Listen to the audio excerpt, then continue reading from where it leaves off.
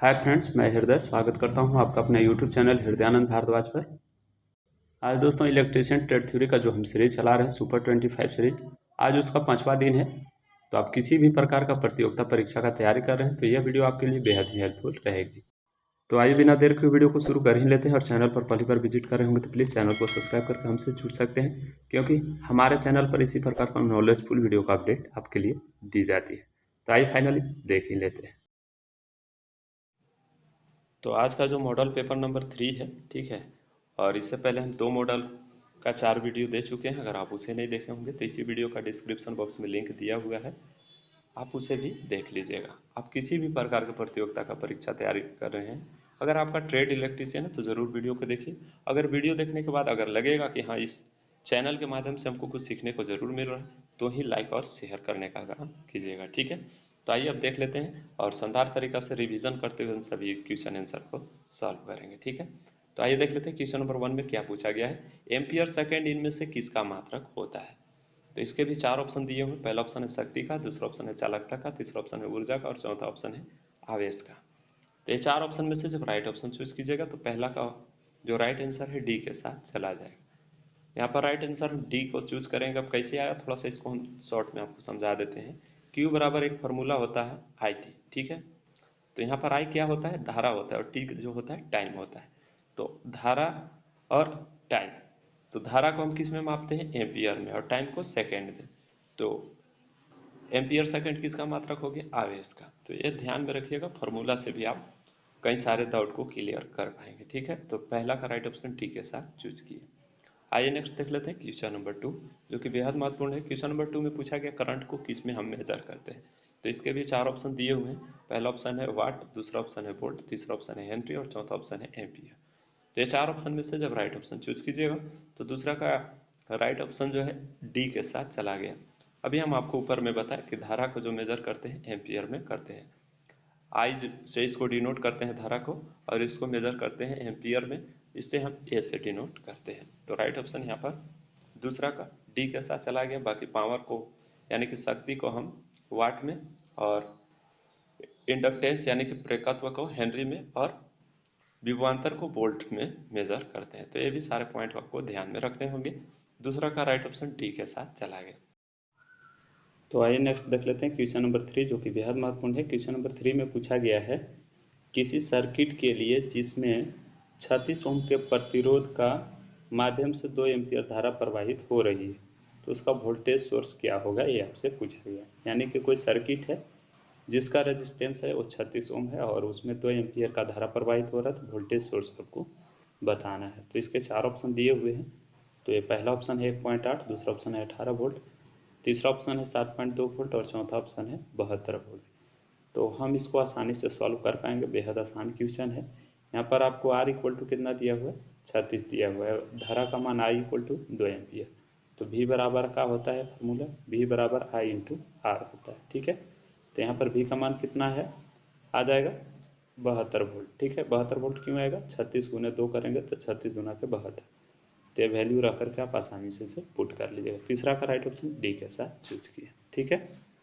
तो आइए next question देख लेते हैं, क्वेश्चन नंबर 4, जो कि बेहद महत्वपूर्ण है। और क्वेश्चन नंबर 4 में पूछा गया है किरचॉफ का वोल्टेज नियम किस संरक्षण पर आधारित होता है। तो बेहद महत्वपूर्ण ये भी क्वेश्चन है किरचॉफ लॉ से। पहला ऑप्शन है आवेश का, दूसरा ऑप्शन है ऊर्जा का, तीसरा ऑप्शन है संवेग और चौथा ऑप्शन है द्रव्यमान का। तो ये 4 ऑप्शन में से जब राइट ऑप्शन चूज कीजिएगा तो वोल्टेज वाला जो होता है ऊर्जा संरक्षण के सिद्धांत पर कार्य करता है, जबकि करंट वाला आवेश संरक्षण के सिद्धांत पर कार्य कर सकता है। तो यहाँ पर हम केवीएल के नियम से कहते हैं इसको, तो इसे आप ध्यान में रखिएगा। इसको केसीएल के नियम से जानते हैं, केसीएल पॉइंट नियम। तो कई सारे अलग अलग नाम है, इसके बारे में हम कई वीडियो में आपको ऑलरेडी बता चुके हैं, ठीक है।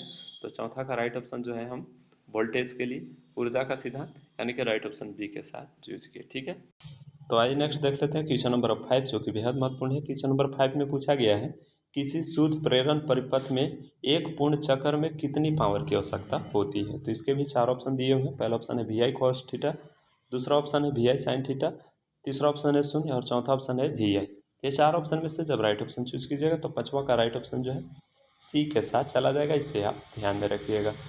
किसी प्योर इंडक्टिव सर्किट में एक पूर्ण चक्र में जो पावर की आवश्यकता होती है शून्य होती है। तो राइट ऑप्शन यहाँ पर हम सी के साथ चूज किए पांचवा का, इसे आप ध्यान में रखिएगा। आइए नेक्स्ट देख लेते हैं क्वेश्चन नंबर 6, जो कि बेहद महत्वपूर्ण और बेहद आसान एक क्वेश्चन है। ठीक है, छठा में पूछा गया यहाँ पर विद्युतीय ऊर्जा का क्या मात्रक होती है। ठीक है, तो पहला ऑप्शन है किलोवाट, दूसरा ऑप्शन है किलो वाट आवर, तीसरा ऑप्शन है किलो वोल्ट और चौथा ऑप्शन है केवीआर। ठीक है, तो ये चार ऑप्शन में से जब राइट ऑप्शन चूज कीजिएगा तो छठा का राइट ऑप्शन जो है बी के साथ चला जाएगा। विद्युतीय ऊर्जा को जो मापते हैं हम किलो वाट आवर में मापते हैं। तो राइट ऑप्शन यहाँ पर हम छठा का बी के साथ चूज करेंगे, इसे आप ध्यान में रखिएगा। ठीक है, तो आइए नेक्स्ट देख लेते हैं क्वेश्चन नंबर 7, जो कि बेहद महत्वपूर्ण है। क्वेश्चन नंबर 7 में पूछा गया है किसी प्रतिरोध के लिए विद्युत ऊष्मारोधी का तापमान गुणांक है।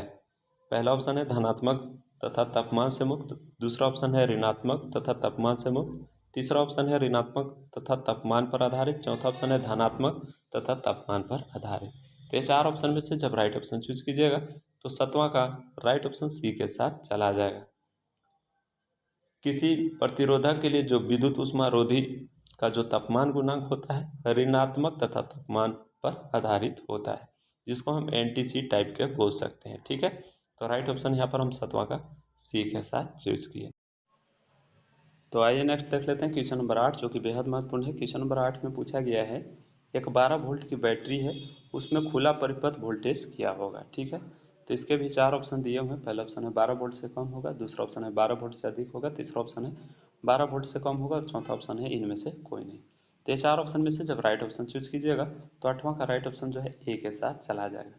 अगर कोई 12 वोल्ट की बैटरी है, अगर उसमें ओपन सर्किट दोस्त है तो उसमें वोल्टेज का मान में कोई परिवर्तन नहीं होता है। तो राइट ऑप्शन हम ए के साथ चूज करेंगे।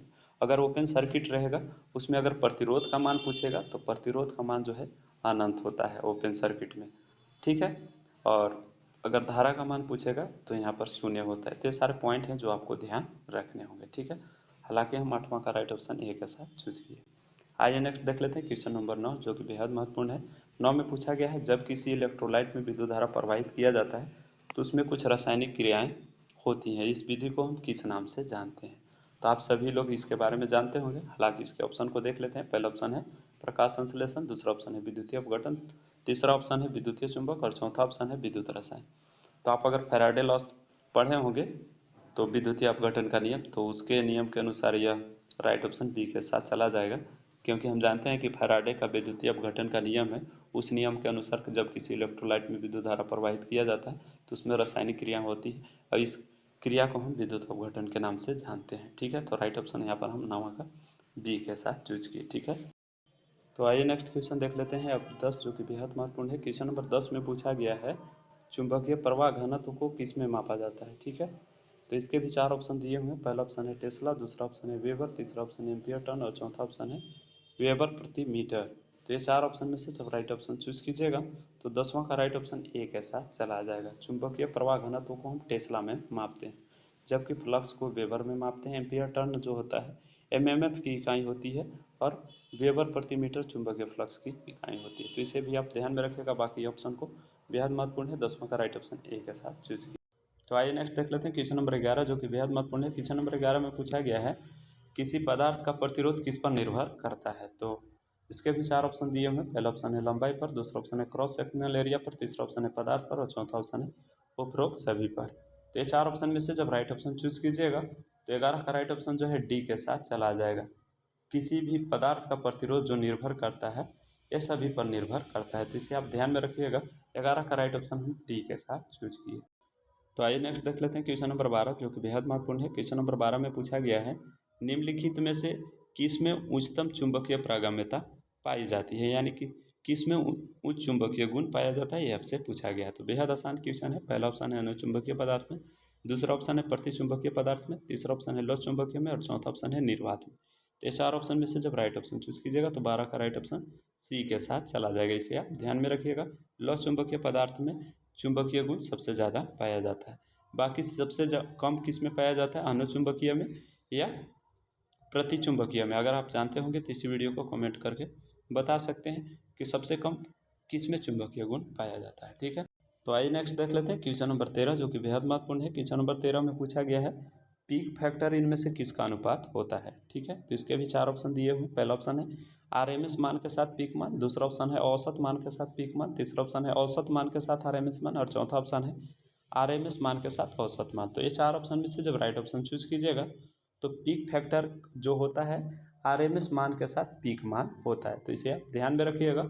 और पीक फैक्टर का अन्य जो नाम होता है क्रेस्ट फैक्टर होता है। तो राइट ऑप्शन हम 13 का एक के साथ चूज किए, इसे आप ध्यान में रखिएगा।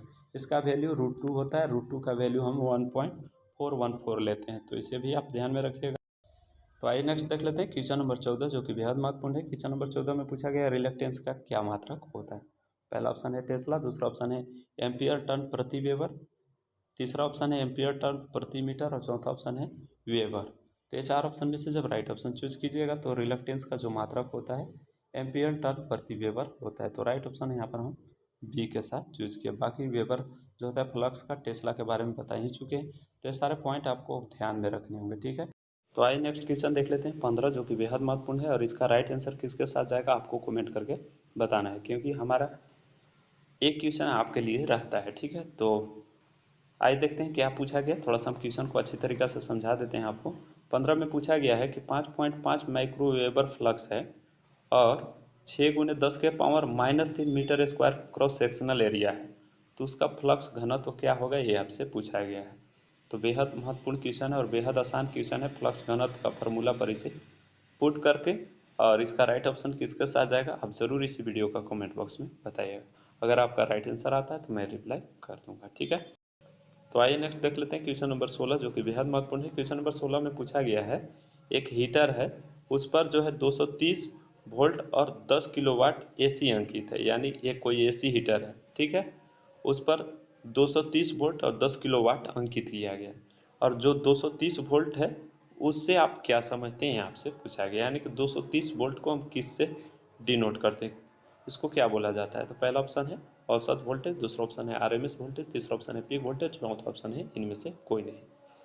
तो ये 4 ऑप्शन में से जब राइट ऑप्शन चूज कीजिएगा तो 16 का राइट ऑप्शन बी के साथ चला जाएगा। ये जो 230 वोल्टेज है इस वोल्टेज को हम आरएमएस वोल्टेज बोलते हैं। तो राइट ऑप्शन यहाँ पर हम 16 का बी के साथ चूज किए, इसे आप ध्यान में रखिएगा। ठीक है, तो आइए नेक्स्ट देख लेते हैं क्वेश्चन नंबर 17 जो कि बेहद महत्वपूर्ण है। क्वेश्चन नंबर 17 में पूछा गया है इंट्रिंसिक अर्धचालक पदार्थ में कितने इलेक्ट्रॉन संयोजकता कक्ष में होता है।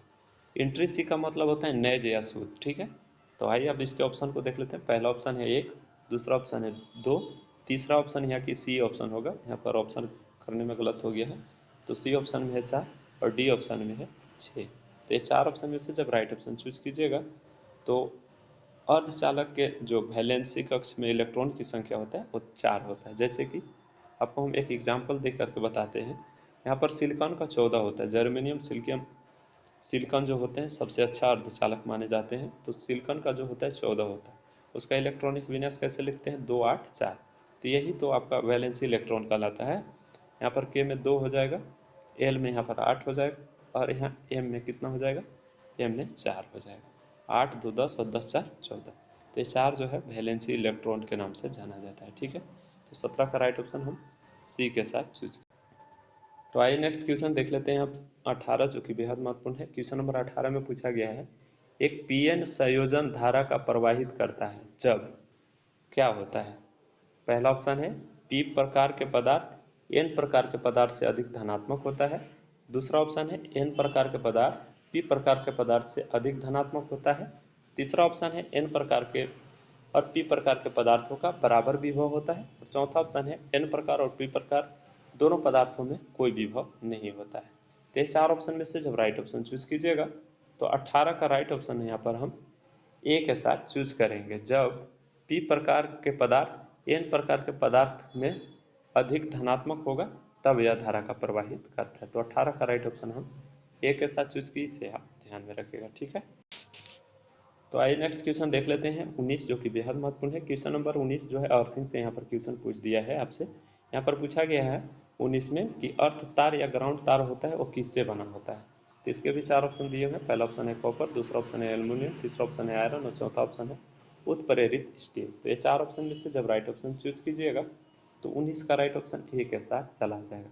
अर्थ तार या ग्राउंड तार के लिए जो हम प्रयोग करते हैं कॉपर वायर का प्रयोग करते हैं। तो अर्थिंग तार के लिए कितना SWG का तार प्रयोग किया जाता है, ये अगर आप जानते होंगे तो इसी वीडियो को कमेंट में बता सकते हैं। ठीक है, इसे आप ध्यान में रखिएगा। 19 का राइट ऑप्शन ए के साथ चला गया। आइए देख लेते हैं नेक्स्ट क्वेश्चन, क्वेश्चन नंबर 20, जो कि बेहद महत्वपूर्ण है। क्वेश्चन नंबर 20 में पूछा गया है अर्थिंग का मुख्य उद्देश्य क्या होता है। तो इसके भी 4 ऑप्शन दिए हुए हैं। पहला ऑप्शन है पृथ्वी से संभावित निम्न प्रतिरोध उपलब्ध कराना। दूसरा ऑप्शन है पृथ्वी से संभावित उच्च प्रतिरोध उपलब्ध कराना। तीसरा ऑप्शन है धनात्मक, ऋणात्मक तथा जीरो श्रेणी करंट का प्रवाह उपलब्ध कराना। और चौथा ऑप्शन है इनमें से कोई नहीं। तो ये 4 ऑप्शन में से जब राइट ऑप्शन चूज कीजिएगा तो 20 का राइट ऑप्शन जो है ए के साथ चला जाएगा। अर्थिंग का जो मुख्य उद्देश्य होता है पृथ्वी से संभावित निम्न प्रतिरोध उपलब्ध कराना। तो राइट ऑप्शन यहाँ पर हम 20वां का ए के साथ चूज किए, इसे आप ध्यान में रखिएगा। ठीक है, तो आइए अब नेक्स्ट देख लेते हैं क्वेश्चन नंबर 21, जो कि बेहद महत्वपूर्ण है। क्वेश्चन नंबर 21 में पूछा गया है डायोड डॉट डॉट, यानी कि डायोड क्या है यह आपसे पूछा गया है। तो आइए इसके 4 ऑप्शन को देख लेते हैं। पहला ऑप्शन है यहाँ पर अर्धचालक उपकरणों का एक सरलतम रूप है, यानी कि यह सेमीकंडक्टर होता है। तो बिल्कुल डायोड जो होता है एक प्रकार का सेमीकंडक्टर इलेक्ट्रॉनिक घटक होता है। ठीक है। दूसरा ऑप्शन है एक साधारण स्विच का मिलने वाला गुण होता है। तो ये भी बात सत्य है। जो डायोड होता है इसमें करंट का जो फॉलो होता है एक ही दिशा से होता है। ठीक है, क्योंकि एक दिशा में इसका कम प्रतिरोध होता है और दूसरी दिशा में इसका बहुत अधिक प्रतिरोध होता है, तो इसलिए इसमें जो यह गुण पाया जाता है। ठीक है। तीसरा यहाँ पर ऑप्शन दिया हुआ है यह एक 2 टर्मिनल वाला उपकरण है। और चौथा ऑप्शन है उपर्युक्त सभी। तो ये 4 ऑप्शन में से जब राइट ऑप्शन चूज कीजिएगा तो ये सभी गुण इसमें पाया जाता है। किसमें? डायोड में। तो राइट ऑप्शन हमने 21 का डी के साथ चूज किया। तो आइए नेक्स्ट देख लेते हैं क्वेश्चन नंबर 22, जो कि बेहद महत्वपूर्ण है। क्वेश्चन नंबर 22 में पूछा गया है एक इलेक्ट्रॉन वोल्ट किसके बराबर होता है। तो इसके भी 4 ऑप्शन दिए हुए हैं। पहला ऑप्शन है 6.02 गुने 10 के पावर 23 जूल। दूसरा ऑप्शन है 1.6 गुने 10 के पावर -19 जूल। तीसरा ऑप्शन है 6.25 गुने 10 के पावर 18 जूल। और चौथा ऑप्शन है 1.66 गुने 10 के पावर -24 जूल। तो ये 4 ऑप्शन में से जब राइट ऑप्शन चूज कीजिएगा तो 22 का राइट ऑप्शन आप सभी लोग जानते हैं कि एक इलेक्ट्रॉन वोल्ट बराबर जो होता है 1.6 गुने 10 के पावर -19 जूल के बराबर होता है। तो राइट ऑप्शन हम यहाँ पर 22 का बी के साथ चूज किए। तो आइए नेक्स्ट देख लेते हैं क्वेश्चन नंबर 23, जो कि बेहद महत्वपूर्ण है। क्वेश्चन नंबर 23 में पूछा गया है परिशोधक यानी कि रेक्टिफायर का क्या कार्य है। रेक्टिफायर को हिंदी में परिशोधक बोलते हैं। ठीक है, उसी का यहाँ पर आपसे कार्य पूछा गया। तो इसके भी 4 ऑप्शन दिए हुए हैं। पहला ऑप्शन है डीसी को या एसी में बदलता है। दूसरा ऑप्शन है एसी को स्पंदनीय डीसी में बदलता है। और यहाँ पर तीसरा ऑप्शन है निम्न वोल्टेज को उच्च वोल्टेज में बदलता है। और चौथा ऑप्शन है इनमें से कोई नहीं। तो ये 4 ऑप्शन में से जब राइट ऑप्शन चूज कीजिएगा तो यहाँ पर 23 का राइट ऑप्शन बी के साथ चला जाएगा। रेक्टिफायर जो होता है वो एसी को डीसी में बदलने का कार्य करता है। स्पंदनीय डीसी का मतलब होता है पल्सेटिंग डीसी प्रकार का यह देता है। ठीक है, और डीसी से एसी में कौन बदलता है? इसको इन्वर्टर कहते हैं। और निम्न वोल्टेज को हाई वोल्टेज में कौन बदलता है? इसको ट्रांसफार्मर कहते हैं। तो ये भी सारे महत्वपूर्ण पॉइंट हैं, इसको आपको ध्यान में रखने होंगे। तो यहाँ पर 23 का राइट ऑप्शन हम बी के साथ चूज किए। तो आइए नेक्स्ट देख लेते हैं क्वेश्चन नंबर 24, जो कि बेहद महत्वपूर्ण है। क्वेश्चन नंबर 24 में पूछा गया है एसी परिपथ का पावर फैक्टर किसके बराबर होता है। तो इसके भी 4 ऑप्शन दिए हुए हैं। पहला ऑप्शन है फेज कोण के tan के बराबर होता है। दूसरा ऑप्शन है फेज कोण का कोसाइन के बराबर होता है। तीसरा ऑप्शन है फेज कोण के साइन के बराबर होता है। चौथा ऑप्शन है इनमें से कोई नहीं। ये 4 ऑप्शन में से जब राइट ऑप्शन चूज कीजिएगा तो 24 का राइट ऑप्शन बी के साथ चला जाएगा। थोड़ा सा इसके बारे में हम बता देते हैं कि यह कैसे आता है। तो हम जानते हैं कि पावर फैक्टर को पीएफ से दर्शाते हैं। और पीएफ बराबर हम डायरेक्ट लिख सकते हैं रियल पावर बटा अपरांट पावर। तो रियल पावर को हम क्या लिखते हैं? वी आई कोसाइन लिख सकते हैं या कोस थीटा लिख सकते हैं। ठीक है, बटा अपरांट पावर को लिखते हैं वी आई। तो वी आई से वी आई कैंसिल हो जाएगा तो बचेगा कोसाइन। ठीक है, तो कोसाइन वाला जो है ऑप्शन बी में है, इसलिए इसका राइट ऑप्शन 24 का बी के साथ चला गया। ठीक है, तो आइए अब नेक्स्ट क्वेश्चन देख लेते हैं 25, जो कि बेहद महत्वपूर्ण है। और यह क्वेश्चन जो है इस टॉपिक का यानी कि इस वीडियो का आखिरी क्वेश्चन है। इसका नेक्स्ट वाला क्वेश्चन हम नेक्स्ट वाला पार्ट में सॉल्व करा देंगे क्वेश्चन नंबर 26 से। ठीक है, तो आइए देख लेते हैं क्वेश्चन नंबर 25 में क्या पूछा गया है। क्वेश्चन नंबर 25 में पूछा गया है प्रेरण प्रतिघात यानी कि इंडक्टिव रिएक्टेंस एक्सेल बराबर क्या होता है। तो इसके भी 4 ऑप्शन दिए गए हैं। पहला ऑप्शन है एक्सेल बराबर जो होता है 2πfl होता है। तो पहला ही ऑप्शन जो है इसका राइट आंसर हो जाएगा। बाकी ऑप्शन आपको देखने की ज़रूरत नहीं है, इसके बारे में आप ऑलरेडी जानते हैं। ठीक है, तो 25 का राइट ऑप्शन हम ए के साथ चूज की, इसे आप ध्यान में रखिएगा। ठीक है, तो इसका नेक्स्ट पार्ट हम आपको जल्द प्रोवाइड कर रहे हैं। तो और इसका PDF हम अपने टेलीग्राम पर दे देते हैं, ठीक है। तो जब भी 2 सेट कंप्लीट होते हैं तो उसका PDF अपने टेलीग्राम पर सेपरेट डाल देते हैं। तो उसका भी लिंक जो है डिस्क्रिप्शन में दिया गया है टेलीग्राम का। आप मेरा टेलीग्राम ग्रुप को ज्वाइन करके सारा PDF वहाँ से डाउनलोड कर सकते हैं। तो मिलते हैं फिर नेक्स्ट वीडियो में नई जानकारी के साथ। तब तक के लिए अपना ख्याल रखें। जय हिंद।